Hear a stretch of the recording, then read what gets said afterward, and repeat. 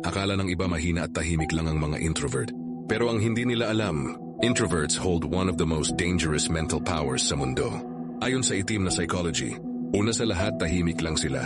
Pero sobrang observant habang abala ang iba kakadaldal. Ang introvert ay nanonood, nag-o-observe at nagbabasa ng kilos ng ibang tao. Hindi mo namamalayan.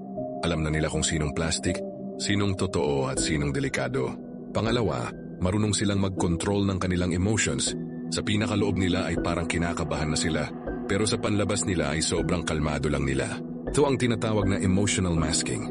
Sila mismo ay kontrolado na ang kanilang sariling emosyon.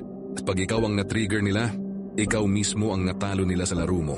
Pangatlo, hindi sila takot sa pagiging mag-isa. Habang ang iba nangangailangan ng validation, ang introvert ay normal lang sa kanila kahit walang kausap o pumansin sa kanila. Mas matakot ka dapat sa taong sanay sa katahimikan kasi sila yung may lakas ng loob na mag-isip ng malalim, magplano ng malupit at mag-strategize ng hindi mo nahahalata. Pang-apat, marunong silang makinig sa bawat kwento mo. Tinatandaan nila ang pattern ng behavior mo. Introverts can use your own words against you kung gugustuhin nila.